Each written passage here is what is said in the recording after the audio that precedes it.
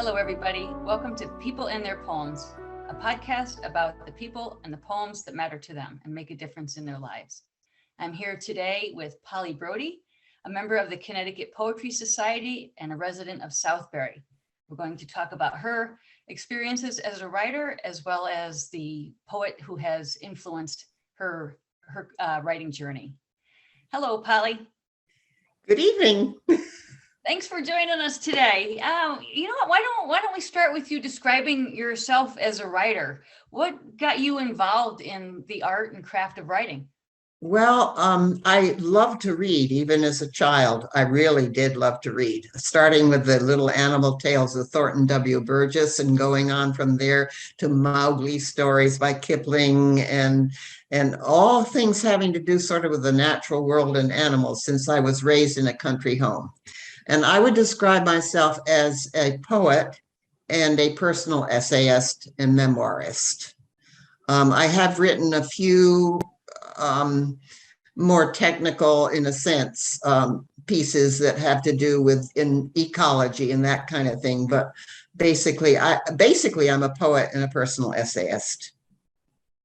What got you writing? How long have you been at this? I began with little stories that I concocted as an eighth grader, age 13, as Christmas gifts to my parents that year, with little horrible drawings that I made of animals.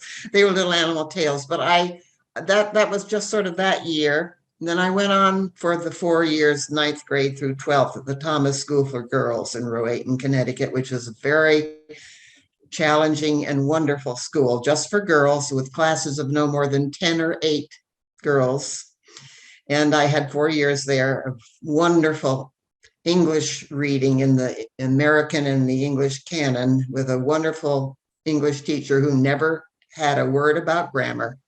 And that's when I really started to write poetry vignettes in those years, my teens. And then I went on to Mount Holyoke College, and I was writing constantly then. And as a freshman, at the end of the freshman year, I was awarded the Louise Sproul Prize for Best Freshman Creative Writing, and Marianne Moore gave it to me. Oh, wow. What was that like? That was a thrill.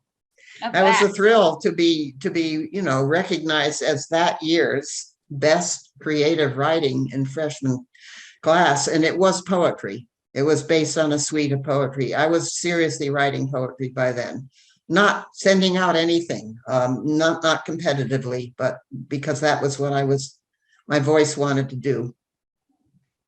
That's amazing. You mentioned your parents as an audience for your first stories when you were a younger child, and then you submitted at college. What role do you think your audiences have played in the development of your craft? In my experience, I didn't begin to send anything I was writing out to journals or reviews until midlife, when I began to live as a solo woman.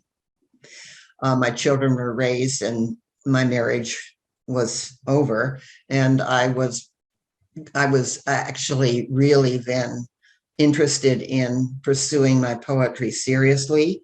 During the time I was married, it wasn't because I couldn't have been writing, but other things were on the table. I was distracted in other things, including rearing 2 kids, But after I was on my own, I went to Central Connecticut and took advanced, for people already writing, seminars with Brendan Galvin for 2 years in 1980-81. And that's when I started to really think about writing and sending it out perhaps to journals and reviews. But that was midlife before that happened, 45 and older.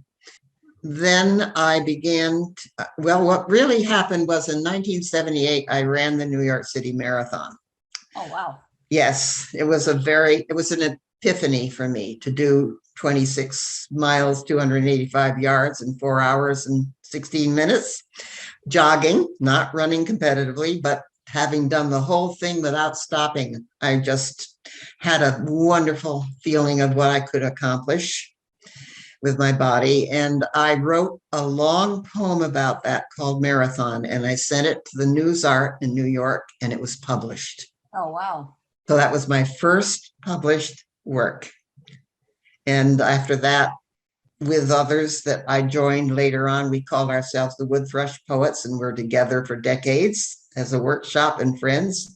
We all were sending our work out then to journals and literary reviews, and I was doing that with my work then. So that would be the audience, would be to hear what I was trying to express that seemed exciting to me or moving or numinous. And it was sort of like I was writing it because I had to. I wasn't focused on the audience, but then to send it out, I mean, why be a monologue? Right. That's amazing. So it sounds like there's a real personal level of connection with others before that broader audience comes into play with you. Can you Right. a little bit more about your poetry group? Yes, the Wood Thrush Poets, we called ourselves. We met in those two first sessions, one semester, 1 year, one the next year, at Brendan Galvin's at seminars in the evening. And the 8 of us then ended up, when we finished that, we kept together, and we were meeting once a month at each other's homes in rotation to have a little lunch together, and then bring whatever work in progress we might each have and just workshop it. And that relationship lasted for 40 years, right up until this past year, since 1981. Really speaks to the power that poetry has to build community and a sense of purpose. But it doesn't just stay there, does it, when you're with a group for that long? Our workshop experience was wonderful for us because we were always feeling that our work was better after it had been tweaked and responded to. There was never any thin-skinned feeling at all among us. That was a miracle. And if we didn't have a poem that month, it didn't matter. I mean, we were there to respond to each other. And of course, we became dear friends over those decades too. So it was that as well as the writing. That's I know with the pandemic that there have been a lot of online book groups got formed that have continued, as well as writing groups. And I'm not a scientist, I'm an English teacher, but as somebody who writes and has met you through Connecticut Poetry Society monthly Zooms and heard your poetry, I have found, like what you're saying, in that format through the art, a sense of personal connection and deep respect for people who are working through language to capture an experience that they're putting out there for others. That's beautifully put. Oh, thanks. And it just requires so much vulnerability and humility, and it's amazing. And I think that 46 year piece is something that people who are listening to this podcast, I hope that stays with them as they think about the power of poetry. Do you know, you shared your poems with people. Do you know how your poems have affected other people? Have you gotten feedback from Well, I have given in the past years many readings in the tri-state area here in Connecticut and in certain places in New York and Long Island and Massachusetts. I have been very nicely received, and my poetry is not difficult to understand. And I am a biologist by training, and specifically a field ornithologist. That's, the science of birds. And I love the outdoors. That's where my focus is. My voice is not an urban voice because my environment, that's my habitat, is the outdoors. And what I find in it that's numinous, that serves me for other places and relationships. So that's one reason why Mark Doty's poetry is so resonant to me. I loved his earlier collections. And if you wish, I would read you a gem of a poem from his book, Atlantis. That would be terrific, Polly. And I just have to mention this. I actually was at a workshop that he conducted at the Sunken Garden Poetry Festival a couple years back. Oh, good. And it was a hot June day. I was with some friends, and he just got us thinking in terms of voices. And the prompt was to put a second voice in your poem. and it wasn't something I had an easy time with at all, but it got me thinking about perspectives with ideas, and it was a great takeaway lesson. So I had one wonderful workshop with him over a weekend in Provincetown, I think way back in 2010, and it was an experience that just so opened up the bandwidth of how I was thinking in terms of what I might be able to do as a poet in my work. He's a marvelous teacher. yeah, so we've got this more common ground between us there, Polly. We do. Would you read that poem for us? I'd love to. This is a beautiful poem, and it gives an example of what I meant about finding within the precise and closely observed, valid description of something in nature, an organism or whatever scene you're describing, to be accurate about it, but find in it the numinous and bring it somewhere even bigger than the object itself. And so I'm going to read to you, if I may, a green crab's shell. Not exactly green, closer to bronze, preserved in kind brine. Something retrieved from a Greco-Roman wreck, patinated and oddly muscular. We cannot know what his fantastic legs are like, though evidence suggests 8 complexly folded scuttling works of armament, crowned by the four-claws gesture of menace and power. A gull's gobbled the center, leaving this chamber, size of a demi-tasse, open to reveal a shocking Giotto blue, though it smells of seaweed and ruin. This little traveling case comes with such lavish lining. Imagine breathing surrounded by the brilliant rinse of summer's firmament. What color is the underside of skin? Not so bad to die if we could be opened into this, if the smallest chambers of ourselves similarly revealed some sky. See where he takes it? Yeah, wow. It makes a shiver in me, even now, rereading it many times. He takes it somewhere really deep, but he describes it absolutely accurately with loving attention. I hope I do that in my best efforts in my work. Well, I've heard your poetry, Polly, so I can vouch for that. Oh, wow. Could you read that line again about the skies, the firmament? He says near the end of the poem, he leaves the crab and asks, what color is the underside of skin? Not so bad to die if we could be opened into this, if the smallest chambers of ourselves similarly revealed some sky. And he calls it the brilliant rinse of summer's firmament. That's the phrase. That is amazing. Isn't that marvelous? That is. And, and just to think of the lowly crab, being so magnificent, and could we be as magnificent as that creature? It really does invite you to think about what's on the inside. Yes. And I think what you said about paying loving attention to the world around you, and honoring that world with accurate information. Yes. And beautiful language. It's the language. Yes, the language is wonderful.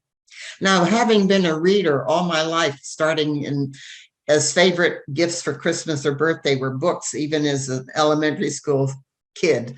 Having been a reader, naturally, anyone who is an avid reader is going to have a large vocabulary. And a large vocabulary will help you, if you're a writer, whether in poetry or prose. It'll help you be more eloquent and have more choice of how it is you want to describe something. Absolutely. And and even just being curious about language. What might that mean? And looking for those other options, Yes. And there's no harm in using a thesaurus. You'll find so many synonyms that you never knew. Yeah. I used to give a creative writing workshop, and one of the sessions would be to see how many words we could find that would declare the quality of water. We came up with 79 Oh, wow. declaring what water can be described as. 79. I was surprised myself. Can you recall any of them that might have been Oh, yes, I you could start with A, but I won't. I'll start with S. Sprinkle, for instance.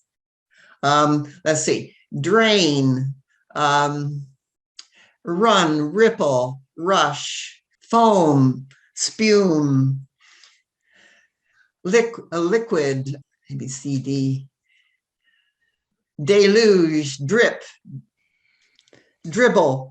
I mean, you could Yeah, go. that's fun. And each one of them has its own little sound effect that creates Yes, its own you could do it if you're a teacher. You could have fun with that. With kids would yeah, love that. yeah. The difference between a sprinkle and a drip. Yes, exactly. But yet it's what water can do. It's sort of like you're trying to tell what water could do or what it was like.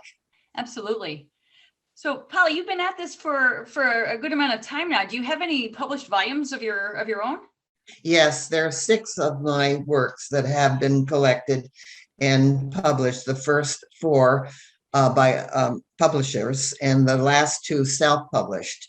My first book of poetry was called Other Nations, and it was published in 1999 by a press in California, editor who chose manuscript. It was not a vanity press.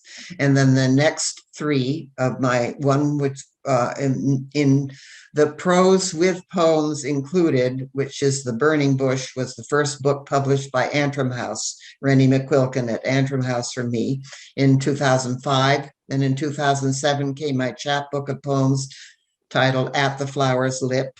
And then in 2009 came a second edition of that, and also my really large collection of poetry called Stirring Shadows. All those were published by Rennie. And then after that, I did a collection of lore memoir for my grandchildren, and the next one after that called Yesterday's River, which was published my most recent in 2019. Those were self-published. Oh, that's nice. What is the substance of the lore? Are they family stories for Lore your? were little stories about my parents, perhaps misadventures and adventures, and my own as a child, which I had been telling my grandchildren when they were little kids, and they kept saying, "Tell us more lore, Grandma." And so finally I said, "You want me to write this up?" This was by the time they were young adults. They said, "Please do." So in 2014, I put them together, and my dear friend Key formatted it for me after I gave him the manuscript, and he did the cover, which was a photograph of my family home that I'd grown up in, and it was titled Lore, and we sent it to Book Baby. They bound it and printed it, and then later on in 2019, I did a real memoir, all in prose, of my own life called Yesterday's River, which has a photograph of me standing by the great Ruaha River in Tanzania, to which I returned in 2011 after having first been there in 1973 with my family and returned by myself with a guide in 2011. And the photograph was taken of me standing there looking very nostalgic. And that lovely photograph is on the cover, and my friend Key arranged and did the covers, both of Lore and of the Yesterday's River. And that's probably the last collection I'm going to put together. That was 2019. You've been prolific. Is it possible for people to get your books? I think the best way to get in touch with me about that would be to use my email address, because Okay. they can email me and they can discuss with me by email what they might be interested in. And if I do have extra copies of all but one of the 6. A number of them actually, when they were for sale, sold out. But I have some extra copies, but I think there's one that I don't have extra copies of, but we can discuss it if people wanted to email me. Sounds like a good idea. So I think the best way to bring this really interesting conversation to a nice conclusion would be for us to hear your poetry, if you wouldn't mind reading to us. I'd love to read you Brittany composition, which I wrote while in college. So it was long ago. It's sort of my early voice, but it really prophesizes my language quite well. So if I could read it to you, I would choose Brittany composition. It is in my collection, Stirring Shadows, which is the one that was published by Antrim House in 2009. And I'll go to the page and I'll read it. My glasses back on. I had gone to Brittany in the summer after my freshman year at Mount Holyoke. And as I said, I was writing seriously by the time I was in college. It's in several sections. The first is titled Carnac, C-A-R-N-A-C. That's a minor Stonehenge that you can find in Western Brittany. Jackdaws tumble and play, shout their nasal commentaries into the wind, swoop mock assaults over man-raised stone, archaic menhirs in a Breton field. Granite slabs tilt awry, warm to the tourist's hand in sunlight, yet holding deep within the chill of pre-dawn frost. Centered no more on steadfast stars, they lean, stiffly embraced by thistles and grass-tangled thyme. La récolte, which means harvest. Warm blue sky over the grace of meadows, scarves of sun heat waver. Soft scythe swish, laying swaths of sweet dying, light tossed from forks to amber piles. Dun, slow oxen draw heaped carts from stripped fields, leaving stubble, rubble, the partridge nest revealed. The Guerno, which was an ancient village. Shutter of lace curtains swiftly dropped before I've seen the peering old dame face that took my measure. These dwellings of stone, slightly damp, cold, share common walls. Doorsteps scooped concave under the tread of centuries. Change is recalcitrant here. How was it when the clanking German trucks entered? How did they manage cart-wide streets? When jack-booted natty officers stepped along these cobbles, what shutters of lace? Gulf of Morbihan. Clouds fracture to sunlight, and a breeze pleats the bay, sewing quicksilver seams. Boat hulls beached on slopes of sand flake color. Summer people gather driftwood bones that blaze fire white. Behind the dunes, abandoned bunkers, war's concrete jetsam glare bone white. La Nuit. Moonlight through the skin of a bat's stretched wing, netting the hay sheaves, fleeing away on a deer's dappled back. Flare, brief in the sky, spilling its light, a star's immolation, soft as owl's flight. Wow. Like Mark Doty, I hear that very specific attention to detail and the forks and the hay and the sunlight. Just stunning, and when the Nazis make their appearance, it's very, very disturbing and upsetting. When you were in Brittany, was that piece of the past still present? I was in Brittany in 1952 summer, and the end of the war was 1945. We still saw the shell marks on the walls of buildings in this town of Rouen, which was big enough to have been under a battlefield. But the thing that had been so numinous was me to discover, going to the beach on the Gulf of Morbihan, to discover behind the dunes those abandoned bunkers. And it just suddenly clicked. You know how something clicks? And I was seeing those driftwood gatherings like Bone. And then I saw the Bunkers, which was the war's Jetsam. And see, that's how a poem happens. There's a connection that happens, a sort of magical, unexpected connection. And then I just was so responsive to what I was seeing out there, the hay sheaves being tossed into a wagon, and the way the moonlight looked at night and so forth. I had to write about it. That's amazing. And there's just the calm tone makes me feel sure that nature will take care of things if we get in sync with nature and pay attention to time and the seasons. We have to do our part. We have to try to be less rapacious. Well, that is an amazingly beautiful poem, Polly, and Thank you. Very, very honored that you took this time to record this podcast and to share your work and your thoughts about poetry. And I know our audience will also appreciate that. Thank you so much. I feel honored to be asked to take part in your program. Thank you. Thanks, Polly.